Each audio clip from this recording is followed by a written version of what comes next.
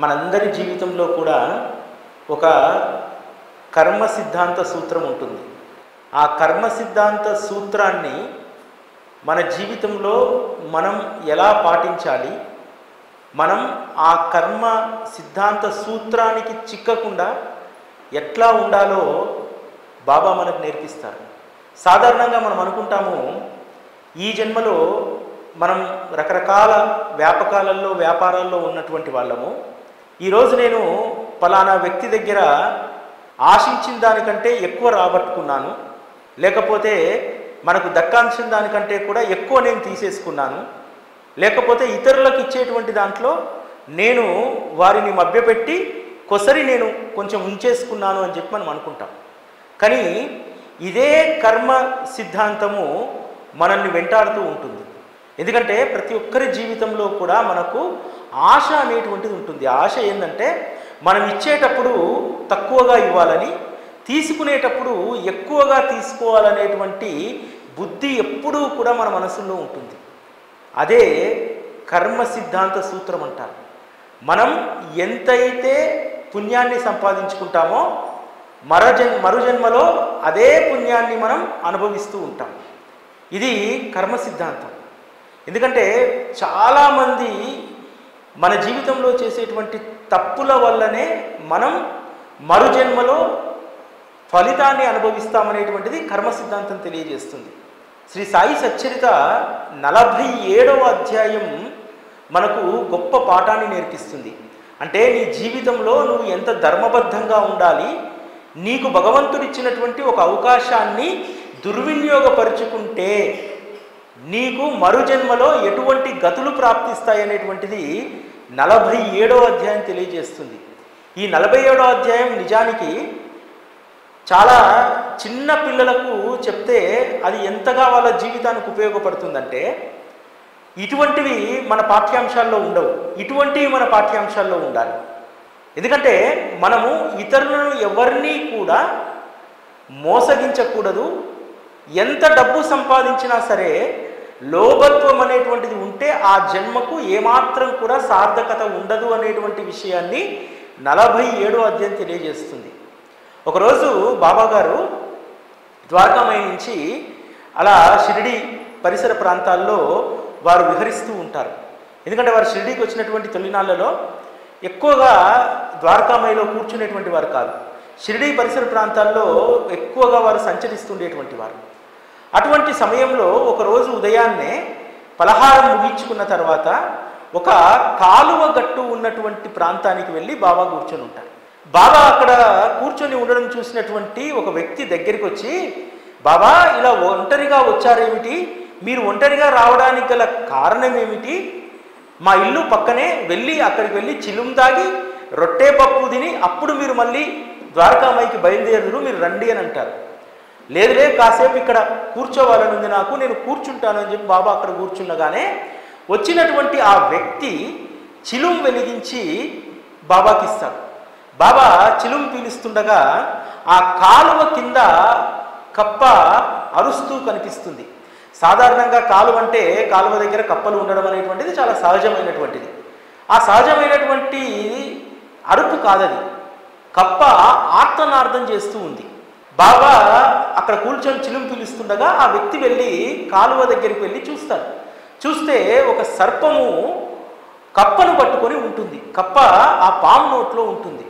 పైకి వచ్చి చెప్తాడు, బాబా అక్కడ కప్ప పాముకు పలహారం కాబోతుంది, ఆ పాము మింగేస్తుంది ఇంకొక 2-3 నిమిషాల్లో కప్పను అని అంటే, బాబా అంటాడు, నేను ఇక్కడ ఉన్నది ఎందుకు, నేను ఆ పాముకు కప్పను పలహారంగా ఎలా కానిస్తాను, నేను ఇక్కడికి వచ్చింది అందుకే కదా, ఆ కప్పను రక్షించి వాటికి బుద్ధిని ప్రకాశింపజేయడానికే నేను ఇక్కడికి వచ్చాను అని అంటారు.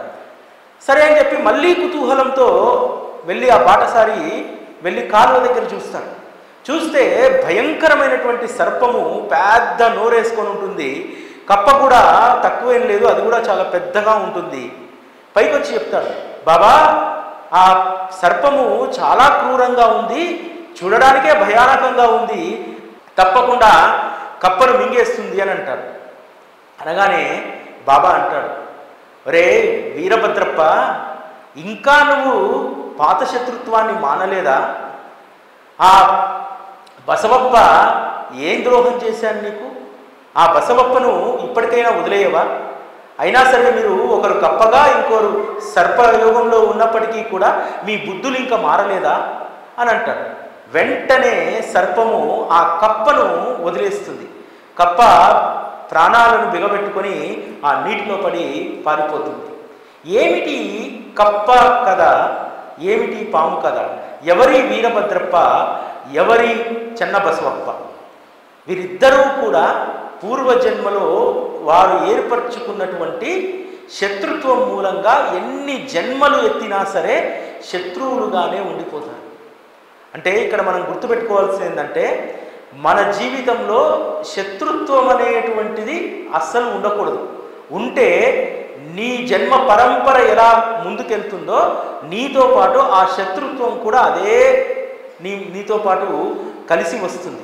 కాబట్టి శత్రుత్వం అనేటువంటిది ఏమాత్రం కూడా మన మానవ జన్మకు సరైనటువంటిది కాదనేటువంటిది ఈ 47వ అధ్యాయం చెప్పేటువంటిది.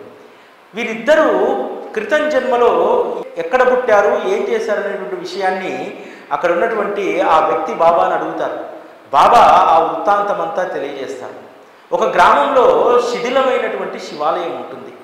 ఆ శివాలయం పునరుద్ధరణ కోసం ఏం చేస్తారంటే, గ్రామస్తులందరూ కలిసి డబ్బునంతా చందాలు పోగు చేసుకొని ఆ ఊర్లో గొప్ప వ్యాపారి ధనవంతుడైనటువంటి వారి దగ్గర ఆ డబ్బు పెట్టి, మేము మా శక్తి మేరకు ఇంత కూడబెట్టాము, నువ్వు ధనవంతుడు కాబట్టి దానికి ఇంకా కొంత వేసి ఆ గుడిని పునరుద్ధరించు అని చెప్పి డబ్బు అతని దగ్గర పెడతాడు.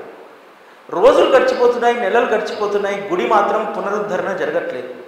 తర్వాత గ్రామస్తులు వచ్చి అడుగుతారు, అయ్యా మేము డబ్బు ఇచ్చాం కదా, మీరు కొంత డబ్బేసి దాన్ని బాగు చేస్తారనుకుంటే మీరేమీ చేయట్లేదంటే, మీరు ఇచ్చిన డబ్బు దేనికి సరిపోతుంది? కనీసం కింద రాళ్ళు రప్పలకు కూడా అవి సరిపోదు, చూద్దాంలే, భగవంతుడు ఎప్పుడు చేయించుకోదలుచుకుంటే అప్పుడు చేయించుకుంటాడు. ఇది ఒక అందరికీ నోటి నుంచి వచ్చేటువంటి మాట అన్నమాట. భగవంతుడు చేయించుకోవాలి కదండి, నీకు చెయ్యాలనేటువంటి మనస్సు లేకపోతే భగవంతుడు చేయించుకోవాలి కదా అని చెప్పి మనం మాట్లాడతాం. చాలామంది మనం కూడా ఏదైనా ఏమండి మరి ఏం సంగతి, మంచి ఏదైనా మంచి సత్కార్యం ఏదైనా చేయండి అంటే మన నోటి నుంచి వచ్చేటువంటి మాట ఏమిటంటే, బాబా అనుగ్రహం కావాలి కదండి, బాబా చేయించుకుంటే చేయిస్తాను, బాబా ఎప్పుడూ చేయించుకోడు, చెయ్యాలనేటువంటి సత్సంకల్పం మనకు కలగాలి, కలిగితే దాన్ని ముందుకు తీసుకెళ్తాడు. సరే, ఆ వ్యాపారి ఆ ధనవంతుడు ఎంతకు కూడా గుడి పనులు మొదలుపెట్టాడు.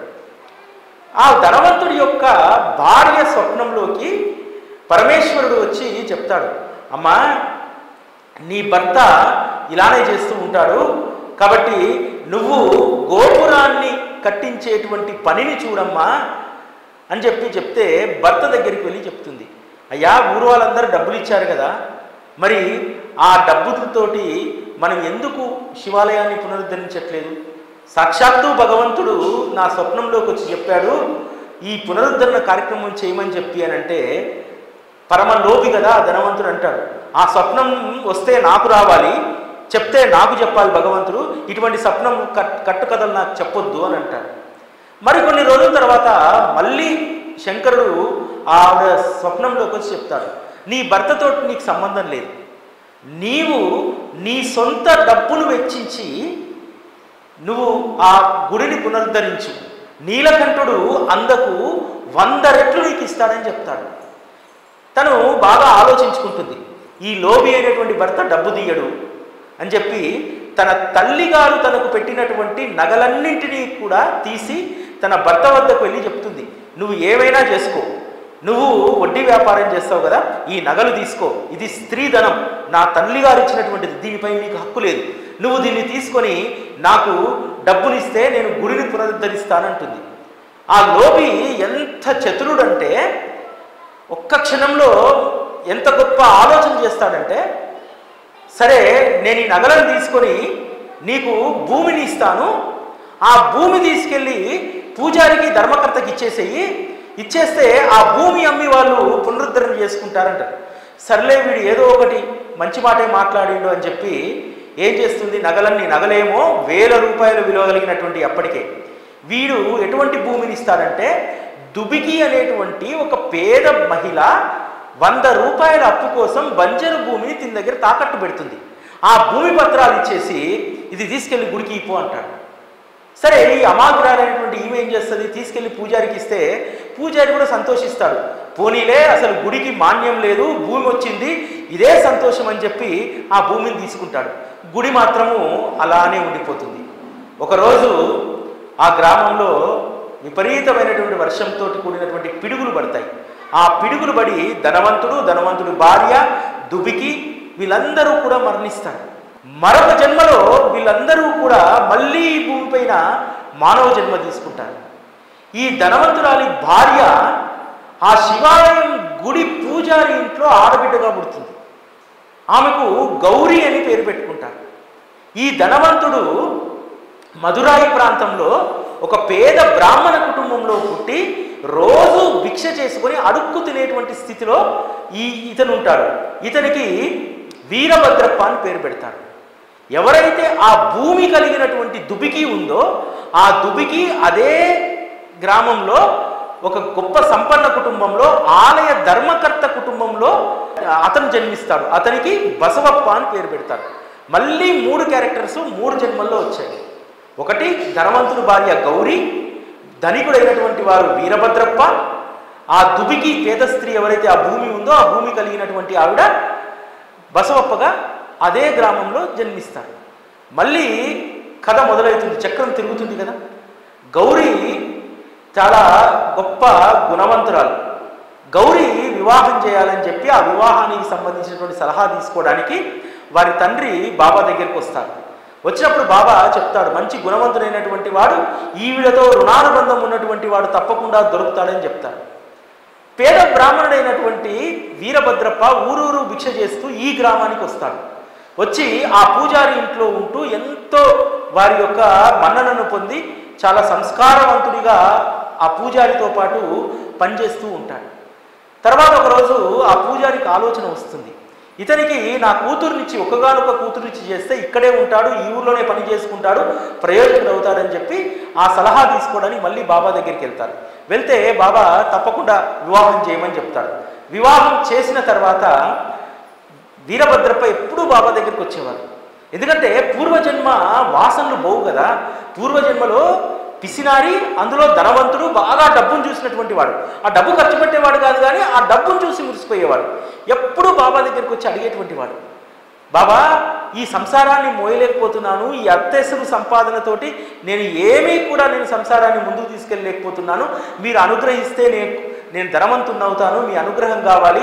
ఒక్కొక్కసారి అనిపిస్తుంది, ఎందుకు ఈ సంసారం, ఈ పేద సంసారం, భార్యకు సరైనటువంటి వస్త్రాన్ని కొనియలేను, ఏమీ కొనియలేను, రోజు ఏదో ఒక పౌరోహిత్యం చేసుకుంటూ భిక్షాటం చేసుకుంటూ గడపాల్సి వస్తుంది, నాకు మంచి జీవితమే లేదా అని చెప్పి బాబా దగ్గర వచ్చి ఏడుస్తూ ఉంటారు.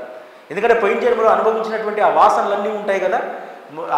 ఎందుకంటే ఆ సంస్కారాలన్నీ ఇప్పుడు వస్తాయన్నమాట. పూర్వజన్మలో దేనినైతే మనం అనుభవించామో దానికోసమే ఈ జన్మలో పాకులాడుతూ ఉంటాం. పూర్వజన్మలో గొప్ప ధనవంతుడిగా భోగాలను అనుభవించాడు కాబట్టి ఆ భోగాల వైపే వీరభద్రుడి యొక్క మనస్సు పోతూ ఉంటుంది. అయితే ఈ కాలక్రమంలో ఏం జరుగుతుందంటే ఆ దుబికికి సంబంధించినటువంటి భూమి ఈ పూజారి దగ్గర ఉంటుంది కదా. ఈ పూజారి తన కూతురు పేరు మీదకి దాన్ని మార్చేస్తే ఆ భూమికి లక్షల రూపాయల విలువ వస్తుంది. ఆ భూమిని అమ్మి కొంత డబ్బు చేసుకోవాలని చెప్పి పూజారి భావిస్తే దానికి సగం డబ్బును కొన్నటువంటి వారు సగం డబ్బును ఇచ్చి ఇంకొక సగం డబ్బును ప్రతి నెల 2000, ఆ డబ్బుకు కావలసినటువంటి వడ్డీ, ఇవన్నీ కూడా ప్రతి నెల 20 ఏళ్ల పాటు గౌరీకి ఇవ్వడానికి అంగీకార పత్రం రాసుకుంటారు. ఈ విషయము ఆ ఊరి ధర్మకర్త అయినటువంటి చెన్నబసవప్పకు తెలుస్తుంది. చెన్నబసవప్ప వచ్చి గొడవ చేస్తాడు, నేను ఈ ఆలయానికి ధర్మకర్తను కాబట్టి ఆ భూమి పైన వచ్చేటువంటి వడ్డీలో సగభాగం నాకు కావాలి అని చెప్పంటే అందరూ కూడా ధర్మకర్త ఆశించడంలో తప్పు లేదు కదా అని చెప్పి అందరూ ఆ విషయాల్లో ఏమీ మాట్లాడరు. ఒకరోజు మళ్ళీ గౌరీ స్వప్నంలో శంకరుడు దర్శనమిచ్చి చెప్తాడు, ధర్మకర్త కోరినటువంటి సహేతుకమైనటువంటిదే, నువ్వు 20 ఏళ్ల పాటు నువ్వు వచ్చేటువంటి ఆ వడ్డీలో ధర్మకర్తకు సగభాగాన్ని ఇవ్వు. నీకు ఆ ఆలయానికి సంబంధించినటువంటి ఏదైనా పనులు చేయదలుచుకుంటే చెన్నబసవప్ప మాటను మాత్రమే నువ్వు విను, నీ భర్త మాటను నువ్వు వినకూడదు, నీ భర్త ఏమి చెప్పినా దానికి గుడికి సంబంధం లేదు, కాబట్టి నీ భర్త జోక్యం ఇందులో ఉండొద్దు అని చెప్తారు. ఇదే విషయం తీసుకెళ్ళి బాబా దగ్గర చెప్తుంది. బాబా ఇట్లా మరి స్వప్నంలో శంకరుడు ఈ విధంగా ఆదేశించాడంటే బాబా కూడా చెప్తాడు, బసవప్ప మంచివాడు, అతడు అడిగిన దాంట్లో నీతి ఉంది, కాబట్టి అతనికి వడ్డీలో సగభాగాన్ని ఇవ్వు అని చెప్తాడు. ఈ విషయం తెలుసుకున్నటువంటి వీరభద్రప్ప చెలరేగిపోతాడు. బాబా చెన్నబసవప్ప ఇద్దరు ఏకమై నా భార్య డబ్బును కాజేయడానికి చూస్తున్నారు, అందుకోసమే నా ప్రమేయం వద్దంటున్నారు అని చెప్పి బాబా దగ్గర పోయి వాదులాడతాడు. వాదులాడితే దానిపైన నీకు ఎటువంటి హక్కు లేదు వీరభద్రప్ప, హక్కు నీ భార్యది, నీ భార్య ఇష్టానుసారమే నడవాలి అని అంటాడు. చాలా సందర్భాల్లో ఇట్లా సంప్రదింపులు జరుగుతూ ఉంటాయి. కానీ భార్య మాత్రము, గౌరీ మాత్రము బసవప్ప చెప్పినటువంటి విధంగానే ఆ గుడికి కావలసినటువంటి ధనాన్ని వెచ్చించడము అదంతా చేస్తూ ఉంటుంది. కానీ వీరభద్రప్పకి ఏంది, ధనం పైన వ్యామోహం కలిగినటువంటి పూర్వజన్మ సంస్కారం ఉంది కాబట్టి ఆ ధనం పైనే వాడి దృష్టి ఉంటుంది. ఒకరోజు బాబా దగ్గరికి పంచాయతీ పెడతాడు వీరభద్రప్ప, నాకు నా భార్యకు వచ్చినటువంటి దాన్ని దీంట్లో ఏ విధంగా చెన్నబసవప్ప భాగస్వామి అవుతాడు అని అంటే అక్కడ ఉన్నటువంటి పెద్దలు అందరూ కూడా గౌరీ చేసినటువంటిదే సరైందని చెప్తారు. దాంతో వీరభద్రప్ప చెలరేగిపోతాడు. నిన్ను అంతం చేస్తాను, నిన్ను మింగేస్తాను, నా చేతిలో నువ్వు చావక తప్పదు అని చెప్పి తను వెళ్ళిపోతాడు. వెళ్ళిపోతే చెన్నబసవప్ప బాబా పాదాలు పట్టుకొని బ్రతిమలాడతాడు.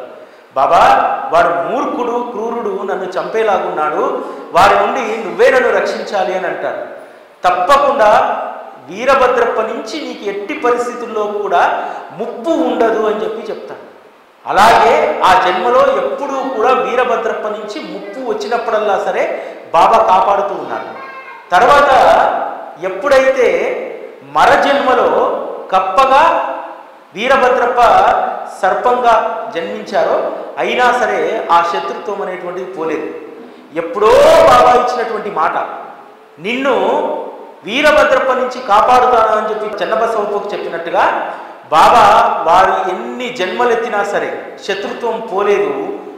ప్రతి జన్మలో కూడా చెన్నబసవప్పను వారు కాపాడుతూనే ఉన్నారు. అంటే ఒకటి మనం దీంట్లో రెండు గుర్తుపెట్టుకోవాలి, రెండు విషయాలు. ఒకటి, శత్రుత్వం అనేటువంటిది జన్మ జన్మలుగా ఆ పరంపర అదే విధంగా కొనసాగుతూ ఉంటుంది. రెండవది, సద్గురువు నీకు ఒక్కసారి మాట ఇస్తే నువ్వు ఎన్ని జన్మలెత్తినా ఏ జీవిగా ఉన్నా సరే నిన్ను తప్పకుండా సద్గురువు రక్షిస్తాడు.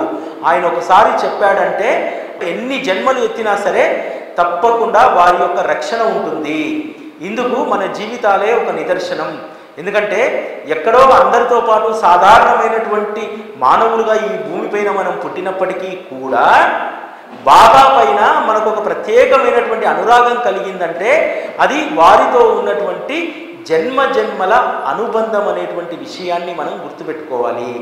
వారు మన జీవితంలో చేసేటువంటి అత్యంత గొప్ప మేలు ఏమిటంటే మన జీవితంలో మనము శత్రుత్వం అనేటువంటి పంజాకు చిక్కకుండా ఆయన మనల్ని రక్షిస్తూ ఉంటారు.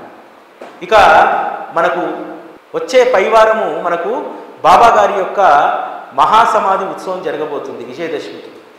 బాబా వారి యొక్క శరీరాన్ని వదిలి 106 సంవత్సరాలు పూర్తవుతున్నాయి.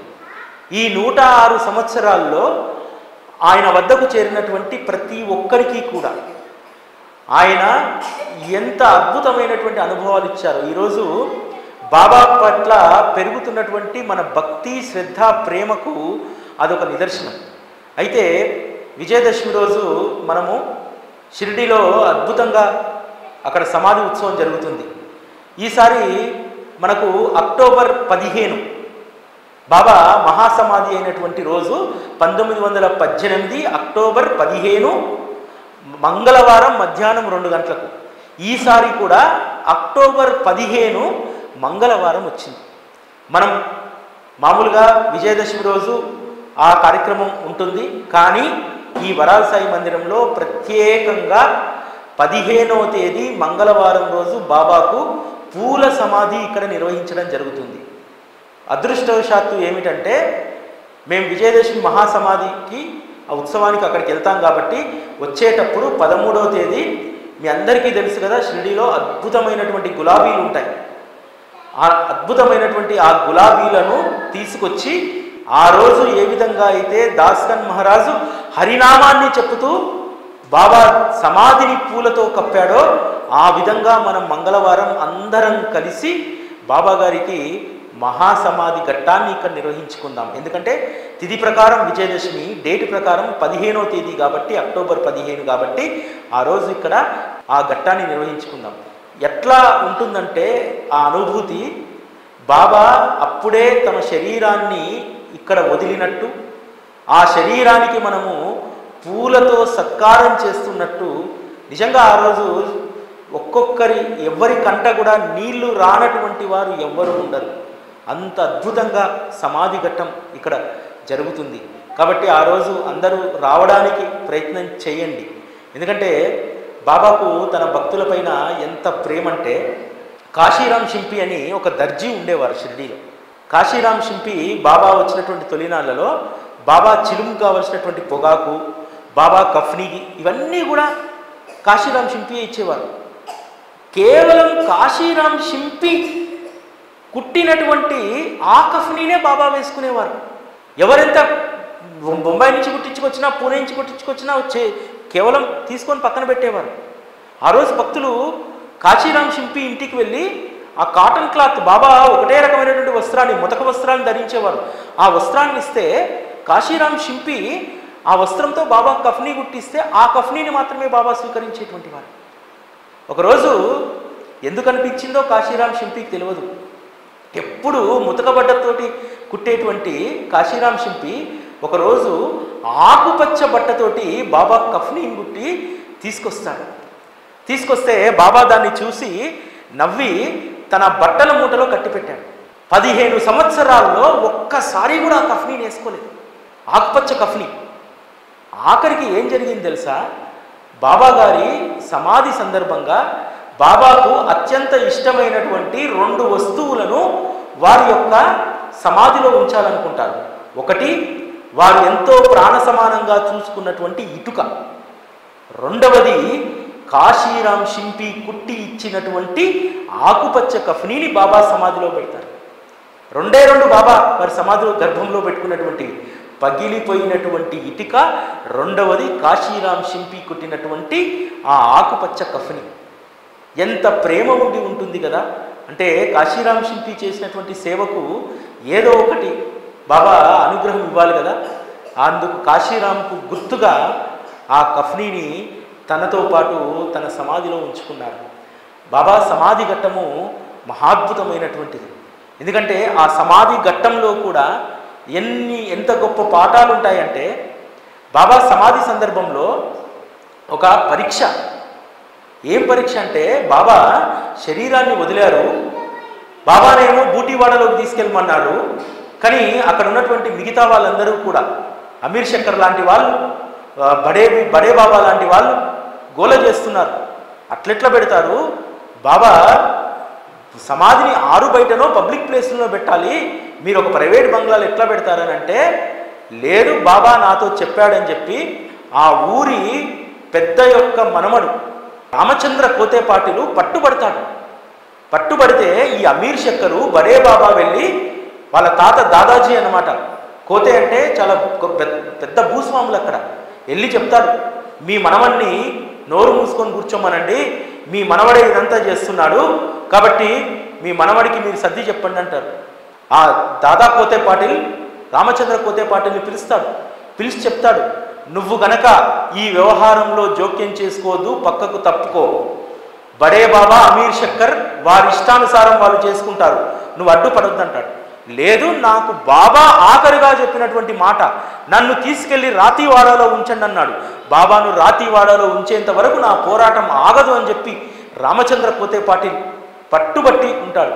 అప్పుడు వాళ్ళ తాత దాదా కోతే పాటిల్ చెప్తాడు, అట్లనా, నీకు ఈ ఆస్తిలో చిల్లి గవ్వ నీకు నేను ఇయ్యా, నువ్వు గనక నీ నిర్ణయాన్ని ఉపసంహరించుకోకపోతే చిల్లి గవ్వ నీకు ఇయ్య అన్నాడు.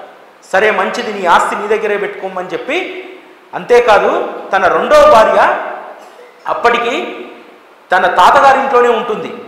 తాత చెప్తాడు, ఈ క్షణం నుంచి మళ్ళీ నా గడప నువ్వు దొక్కొద్దంటాడు. భార్యను కూడా తీసుకురావడానికి కొన్ని ఏండ్ల పాటు అక్కడికి వెళ్ళలేదు. తన తాత బ్రతికుండగా తను ఆస్తిలో చిల్లి గవ్వను కూడా పొందలేదు. మామూలుగా సాధారణంగా మనలాంటి వాడు ఆలోచిస్తే ఎందుకులే ఈ వ్యవహారము, ఆస్తి రాదు, ఈ అనవసరంగా పెద్ద ఆయన తోటి పెట్టుకున్నాం అనేటువంటి ఉంటుంది. ఎందుకంటే ఆ రోజులో దాదా కోతేతోటి పెట్టుకునేటువంటి వారు ఎవరు లేరు, ఆ ఊరిలో పెద్ద భూస్వామి. అటువంటిది తన ఆస్తిని, తన భార్యను సైతం అక్కడే వదిలేసి వచ్చి పట్టుబట్టి బాబా యొక్క దేహాన్ని రాతివాడలో పెట్టేంత వరకు పోరాటం చేశాడు. అంత గొప్ప భక్తులు ఆ రోజు బాబాకు ఉన్నారు కాబట్టే బాబా యొక్క మహత్తు మనదాకా వచ్చింది. అంతేకాదు, బాబా యొక్క ఆ దేహానికి ఎవరు సంస్కారం చేయాలి అనేటువంటి సంశయం వచ్చినప్పుడు అందరూ కూడా ఏకగ్రీవంగా బాలే బాటేని చూపెడతారు. బాలే బాటేకు గొప్ప అదృష్టం, బాబా దేహానికి ఉత్తర క్రియలు చేసేటువంటి అవకాశం బాలే బాటేకి దొరికింది. బాలే బాటేని చూసి అందరు పిచ్చోళ్ళు అనుకున్నారు. బాలే బాటే ఒక 6 సంవత్సరాలు ఉద్యోగం చేయగానే ఉద్యోగం వదిలేసి బాబా దగ్గర వచ్చి కూర్చున్నాడు, ఒక వైరాగ్య జీవితంలోకి వెళ్ళిపోయాడు అనుకున్నారు. కానీ బాలే బాటే జీవితానికి ఒక సార్థకత ఇవ్వడానికి బాలే బాటే తన వద్ద కూర్చోబెట్టుకున్నాడు. నిజంగా ఒక దేహానికి సంస్కారాలు ఎవరు చేస్తారు? సొంత కొడుకు చేస్తాడు కదా, కుటుంబ సభ్యులు చేస్తారు కదా, రక్త సంబంధీకులు చేస్తారు కదా. అటువంటిది బాలే బాటేతోటి బాబా వారి యొక్క ఉత్తర క్రియలను నిర్వహించుకున్నారంటే బాలే బాటే అదృష్టం ఎంత గొప్పది. ఇట్లా సమాధి ఘట్టంలో అద్భుతమైనటువంటి విషయాలు ఉంటాయి. అవన్నీ కూడా మనం ఆ రోజు 15వ తేదీ రోజు మాట్లాడుకుందాం. ఒక్కొక్క విషయాన్ని, ఒక్కొక్క గడియలో జరిగినటువంటి విషయాన్ని, బాబా మహాసమాధి ప్రస్థానంలో ఒక్కొక్క గడియలో జరిగినటువంటి విషయాన్ని మనం తెలుసుకుంటే శరీరం రోమాంచితమవుతుంది. ఇదా బాబా యొక్క సమాధి ప్రస్థానం. అంతగా ఆ రోజు భక్తులు తప్పించారా, కష్టపడ్డారా, నిందలు మోసారా? ఆ నిందలు మోయడం వల్ల, ఆ కష్టపడడం వల్ల, ఆ త్యాగం చేయడం వల్ల బాబా మహాసమాధి చాలా ప్రశాంతంగా బూటీవాడలో నిర్వహించడం జరిగింది. ఈరోజు షిరిడిలో ఉన్నటువంటి ఆ బూటీవాడ, ఆ సమాధి మందిరం ఈరోజు ప్రపంచంలోనే శాంతికి నిలయమది, సుఖానికి ఆసనమది. అటువంటి అద్భుతమైనటువంటి బాబా యొక్క ప్రస్థానాన్ని మనందరికీ అందించినటువంటి ఆ రోజు భక్తులకు కృతజ్ఞత తెలియజేసుకుంటూ మనం అక్టోబర్ 15వ తేదీ ఖచ్చితంగా మంచి కార్యక్రమాన్ని మనం చేసుకుందాం. శ్రీ సచ్చిదానంద సద్గురు సాయినాథ్ మహారాజ్ కీ జై. సాయిశుడు స్వయముగా తాను సరుకులన్నీ తెచ్చుకొని వంట కూడా తానే చేస్తూ ఉడికిందో లేదోనని వేడి వేడిడెక్కి సాలో చేయి పెట్టి కలిపి మరి అంతుబట్టని రుచులతో కుమకుమలాడే మసీదు. ఓ సద్గురు సాయి నా సర్వము నీవేలే, ఓ సద్గురు సాయి నా సర్వము నీవేలే.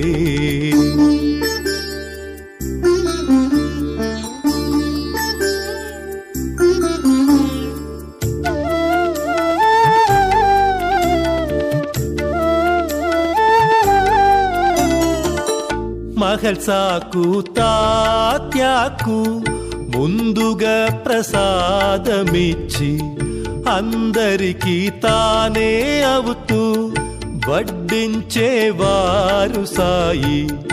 అప్పుడు తిన్న భక్తులది ఎంత పుణ్య ఫలమో, ఇప్పుడు విన్న మన జన్మ మరి మరి ధన్యమాయ.